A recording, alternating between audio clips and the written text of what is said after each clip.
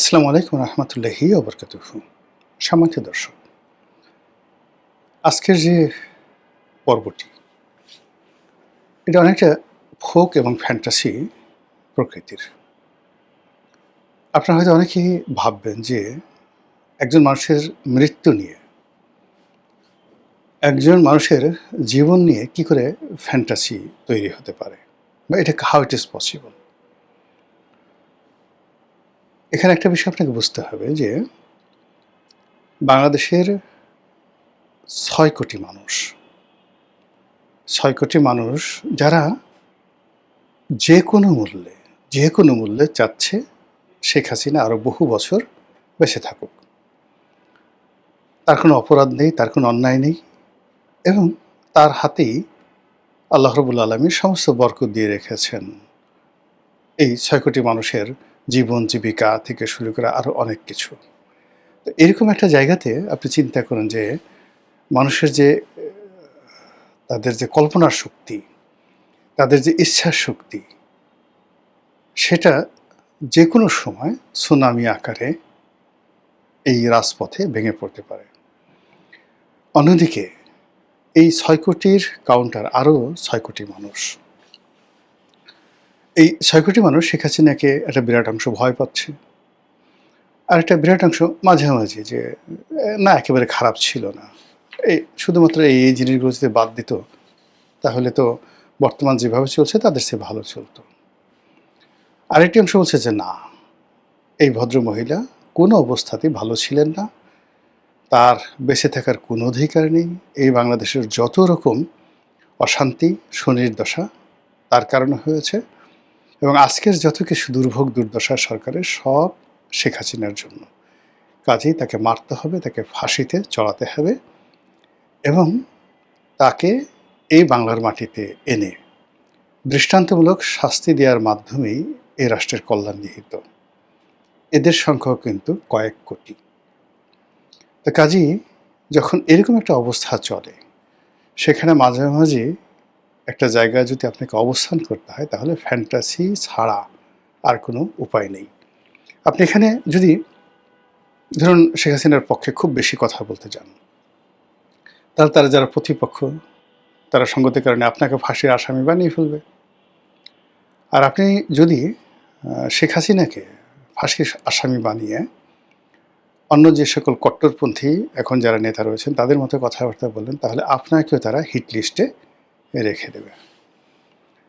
এবং আমাদের দেশে আপনি যদি স্বাধীনতার ইতিহাস পড়েন, সেই চারু মজুমদার থেকে শুরু করে সিরাজ শিকদার থেকে শুরু করে জাসদের রাজনীতি, এমনকি আমাদের মহান মুক্তিযুদ্ধে যে গেরিলা বাহিনী ছিল, তারা যে সকল দুর্ধর্ষ কর্মকাণ্ড করেছেন, তাদের অনেকে নিজের মুখে স্বীকার করেছেন, অনেকে বই লিখেছেন। যেমন কাজী ফিরোজ রশিদ জাতীয় পার্টির মন্ত্রী ছিলেন, খুব নামকরা মুক্তিযোদ্ধা ছিলেন। তারপরে ঢাকার মেয়র সাদেক হোসেন খোকা, এরপরে মোফাজ্জল হোসেন চৌধুরী মায়াবী, বীর বিক্রম, তারপর বঙ্গবীর কাদের সিদ্দিকী সহ বহু সংখ্যক গেরিলা যোদ্ধা, বহু সংখ্যক।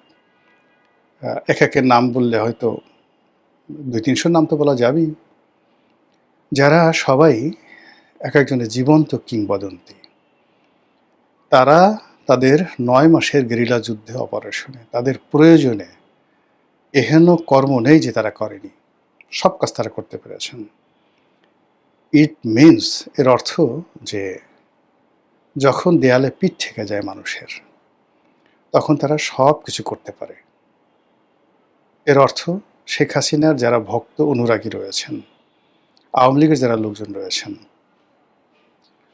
তাদেরকে যদি আপনি ধাক্কা মারতে মারতে বঙ্গোপসাগরে ফেলে দেন, দেয়ালে পিঠ ঠেকিয়ে দেন, তাহলে তারাও ঠিক 71 সনে যে কাজগুলো করেছে, তারা 76-77 সনে যে কাজগুলো করেছে, 83-84 সনে যে কাজগুলো করেছে, ঠিক সেম কাজ, অথবা ধরুন 2004-5 সনে তারা যে কাজগুলো করেছে, ঠিক সেম কাজ তারা যদি আবার এই সময়টাতে শুরু করে, আমরা এই সমাজে কেউ বসবাস করতে পারবো না। এই জন্য হয় কি যে অনেকগুলো গুরুত্বপূর্ণ বিষয় রয়েছে। সেই গুরুত্বপূর্ণ বিষয়গুলো নিয়ে যতটা সম্ভব খোলামেলা হালকা আলাপ আলোচনা করলে অনেক সিরিয়াস বিষয় সেগুলো খুব স্বাভাবিক হয়ে যায়। এখন ধরুন শেখ হাসিনার আগমন নিয়ে আমরা সবাই তার পক্ষের যারা লোকজন যারা আছেন তাদের কথা শুনে আমরা সবাই মানে কারণে অকারণে আতঙ্কিত হচ্ছি, আগ্রহ হচ্ছি। তিনি কি প্লেনে আসবেন না পায়ে হেঁটে আসবেন, তিনি কি ত্রিপুরা দিয়ে আসবেন, আগরতলা ত্রিপুরা দিয়ে আসবেন, নাকি সেই আমাদের লালমনিরহাট বাংলাবান্ধা রংপুরের ওই সীমান্ত দিয়ে আসবেন, তিনি কি মুর্শিদাবাদ এই এলাকা হয়ে মুজিবনগর যে এলাকা আছে যেখানে বৈদ্যনাথ তলাতে স্বাধীন বাংলাদেশের মন্ত্রী পরিষদের প্রথম যে গার্ড অফ অনার হয়েছিল, মুজিবনগর সরকার গঠিত হয়েছিল, তো সেখানে সেই বৈদ্যনাথ তলায় কি তিনি আসবেন, নাকি সিলেটের যে জৈন্তা পাহাড়ের কাছে যে একটা সীমান্ত রয়েছে সেখানে আসবেন, তিনি কি মণিপুর হয়ে বাংলাদেশে ঢুকবেন, নাকি যশোরের বেনাপোল হয়ে ঢুকবেন, নাকি প্লেনে করে সরাসরি ঢাকা এয়ারপোর্ট আসতে পারেন, সিলেট চিন্তা করবেন যে বাংলাদেশে তিনি আসবেন। তো প্রতিবারই তো যেটা হয়, সিলেটে তিনি যে কোনো শুভ কাজ করার আগে হযরত শাহজালাল রহমতুল্লাহ আল্লাহের মাজার জিয়ারত করেন। কাজেই তিনি দিল্লি থেকে সরাসরি সিলেট এয়ারপোর্টে আসলেন এবং সেখান থেকে হযরত শাহজালাল রহমতুল্লাহের মাজার জিয়ারত করে বাই রোডে তার লোকজন সহকারে ঢাকা চলে আসলেন। আবার উল্টো হতে পারে, তিনি বললেন যে না, প্রতিবার তো হযরত শাহজালাল রহমতুল্লাহ আল্লাহের মাজার জিয়ারত করি, এবার হযরত শাহ আমানতের মাজার জিয়ারত করব, সেখান থেকে আসব এবং সেখান থেকে চিটাগং হয়ে বাই রোড এখানে আসবে। এর কারণ হলো চিটাগং সবসময়ই আওয়ামী লীগের জন্য একটা টার্নিং পয়েন্ট এবং আওয়ামী লীগের অনেক কিছুর অভ্যুদয় হয়েছে চিটাগং থেকে বা চট্টগ্রাম থেকে। কাজে সেই চট্টগ্রামের লালদিঘির ময়দান থেকেই তিনি সেই তার আগমন শুরু করবেন। এ সকল কথাবার্তা যখন আলোচনা আমরা করি, প্রতিপক্ষের মনে ভীষণ রকম যাকে বলা হয় রাগ তৈরি হয়, ক্রোধ তৈরি হয়, ক্ষোভ তৈরি হয়, আতঙ্ক তৈরি হয়, বিরক্তি তৈরি হয় এবং তারা মনে হয় যে যদি পেতাম তাকে এখনই 1 মিনিটের মধ্যে ফাঁসিতে চড়িয়ে ফেলতাম। অন্যদিকে যারা প্রতিপক্ষ রয়েছেন, শেখ হাসিনাকে যারা শাস্তি দিতে চান, তারা চিন্তা করেন যে না, সে যেভাবেই আসুক না কেন বা তাকে যেভাবে আনা হোক না কেন, তাকে খুব সহজে মারা হবে না, তাকে গুটিয়ে গুটিয়ে মারা হবে, দৃষ্টান্তমূলক শাস্তি দেওয়া হবে, তাকে যে ফাঁসির রশিতে টানানো হবে এটা কোনো যেন তেন ফাঁসি হবে না।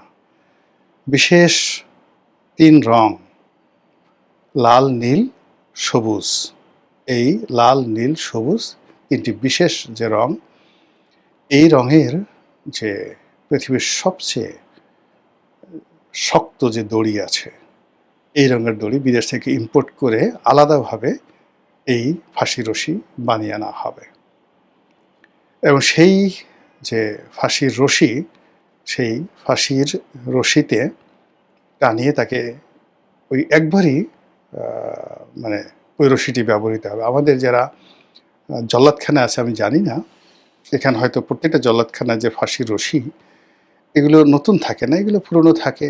ওইটা টানার আগে পরীক্ষা করা হয় যে সেগুলো ঠিকমতো আছে কিনা এবং এগুলোর বিশেষ আকার তৈরি করা হয়। তো যারা শেখ হাসিনা বিরোধী তাদের বক্তব্য হলো যে না, এরকম অর্ডিনারি ফাঁসি রশি দিয়ে তাকে টানালে চলবে না, যেহেতু সে বিশেষ ক্ষমতাপ্রাপ্ত এবং নামকরা মানে যাকে বলা হয় স্বৈরাচার, এরকম স্বৈরাচার বাংলাদেশে আর হয়নি।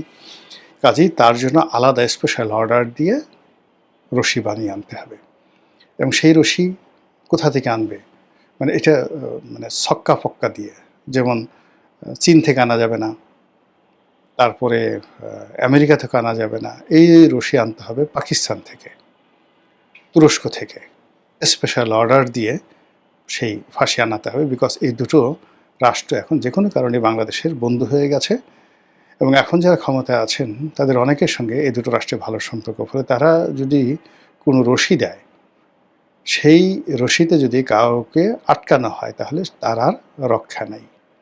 কাজেই পাকিস্তান থেকে ফাঁসির রশি আনতে হবে স্পেশাল অর্ডার দিয়ে, এই ৩টি রং দিয়ে। সেকেন্ড থিং হলো যে অর্ডিনারি জল্লাদ দিয়ে হবে না। আমাদের দেশের যারা বিভিন্ন সময় জল্লাদ, তাদেরকে যারা ফাঁসির আসামি বা দাগি আসামি, যাবজ্জীবন কারাদণ্ড প্রাপ্ত, এদেরকে ধীরে ধীরে ট্রেন আপ করে তাদেরকে জল্লাদ হিসেবে দায়িত্ব দেওয়া হয়।